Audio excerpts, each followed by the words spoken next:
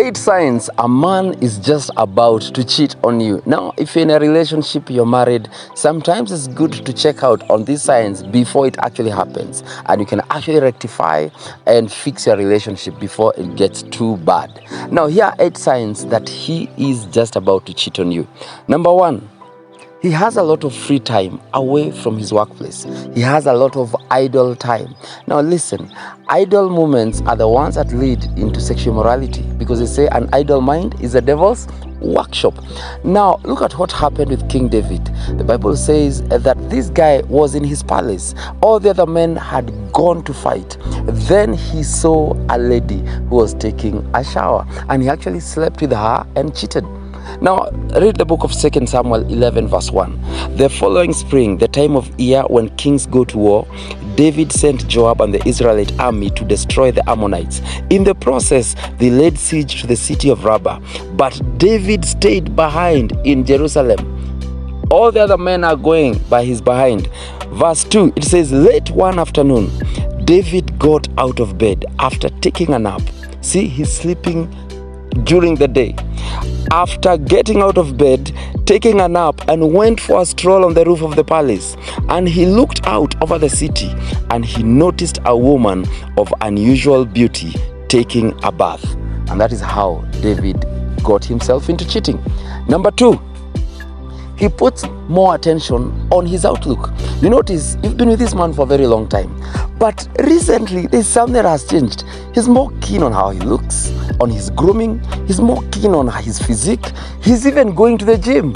I'm not saying that people who decide to elevate are cheating, but that could be a sign. Number 3, he becomes more secretive. You notice this guy, for some reason, he seems very guarded, especially when it comes to his phone, his tablets, his laptops. He's very guarded. This guy used to go to the shower. He used to leave his phone right there and then go to the shower. But for some reason, you notice this guy is actually going to the shower with his phone. There is something that is actually hiding. Now, the Bible says in Mark 4 verse 22, for everything that is hidden will eventually be brought into the open, and every secret will be brought to the light. Number 4, he starts picking fights with you because he's looking for a reason to justify, to make himself feel okay for cheating. So he'll look for anything. He'll criticize you, look for faults, look for mistakes, and just ensure that there's something that is making the two of you conflict. The Bible says in Proverbs 26 verse 24, evil people say things to make themselves look good, but they keep their evil plans a secret. What they say sounds good, but don't trust them. They are full of evil ideas. They hide their evil plans and nice words, but in the end, everyone will see the evil they do. Number 5, he starts becoming very vague about his whereabouts. You question him, ask him, where are you? Call him. For some reason, he's not picking phone calls. He's not texting back. He's very vague. It's like there's something he's actually hiding. So if you notice that behavior, because someone that is hiding nothing, be very direct, tell you exactly where I am and I'm with this person if you want to speak to this person.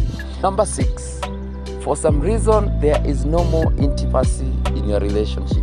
You discover that in your marriage you're not getting physical. If you notice he's gotten disinterested, he's not so keen on getting physical with you, that could be a very big sign. Now the Bible says in the book of 1 Corinthians chapter 7 verse 3, the husband should not deprive his wife of sexual intimacy, which is her right as a married woman, nor should the wife deprive her husband.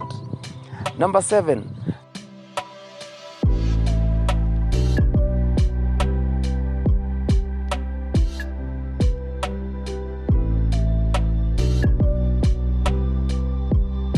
Number 8, your intuition, your gut feeling, that instinct inside you can tell you that there's something that is not right. By the way, spirit-filled people can actually tell. I know women who reach out to me and tell me, Sam, I dreamt my husband sleeping with someone, and it actually happened. Sometimes the Spirit of God speaks to you. So that's why we need to have spirit-filled women, spirit-filled husbands, so that they can actually tell when something is not right and when something is actually okay.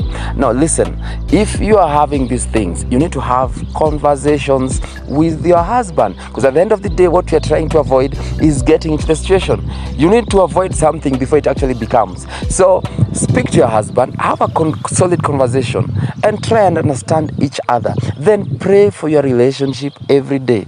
Prayer can save many challenges.